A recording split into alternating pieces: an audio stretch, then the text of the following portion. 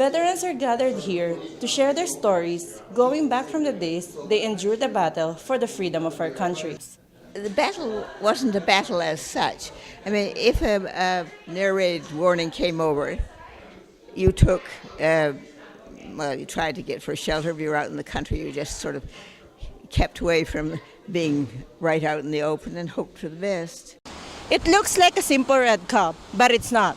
People are now taking to social media to use hashtag It's Just a Cup to respond to the criticism that Starbucks is now creating a war on Christmas. Children see what a holiday means, especially in the community where I work. There's children from all over the world, and so each cup would be indicative of different holiday traditions from where they're from. In 2005, 35% were measured as overweight and 24% as obese. The immigration minister is releasing details today on the 25,000 refugees Canada is taking in. Waterloo Region has decided to help out through the Welcome Home and Ray of Hope programs. Spoke TV's Michelle Ramos visits these organizations to learn more. North Korea is one of the worst places for human rights according to the guest in our next story.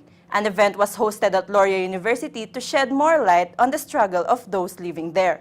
Spoke TV's Peter Scott has the story. Kitchener GO train station is expanding to Shirley Avenue where a new station is being built. 20 GO buses and 4 trains will be held there. Many local residents are happy about the expanded service in the region. Spoke TV's Lindsay Griesbach has the story. Mr. and Mrs. Claus visited Cambridge last Saturday for the annual Christmas parade. The streets were filled with cheer, children, and Christmas spirit as the big guy made his way through the town.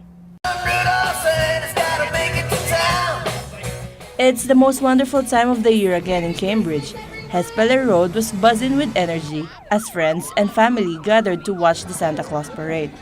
Grand River Transit and even Mayor Doug Craig joined the fun. Cambridge is one of the only parades to have both Santa and Mrs. Claus visit. Mrs. Claus is always by his side. They are the ultimate team when it comes to Christmas. With the federal election around the corner, many of Guelph's residents, especially students, are still wondering whom they should put their vote towards. There are 7 parties running in the Guelph riding. Guelph's Green Party candidate Gord Miller feels very strongly about students when it comes to the rising of tuition and student fees. Absolutely. I mean, the Green Party is very concerned about students because, concerned about student debt. That's why we want to phase out tuition. We want to cap debt, mostly because it's not just a giveaway of money. It's to, encourage young people again because the burden of debt is so great on young people coming out of school that it's unreasonable. But, I'll tell you, this election's been long and hard, and as things have changed.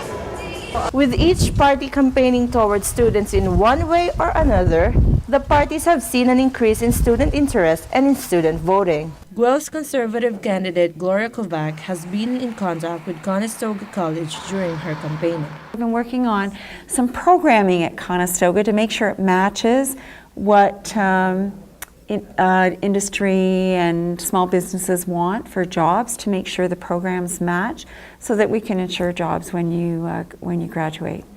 Guelph's NDP, Marijuana, Libertarian and Communist parties were unable to comment on what they plan to do for the students of Guelph. The Liberals will comment on Monday after the polls are closed.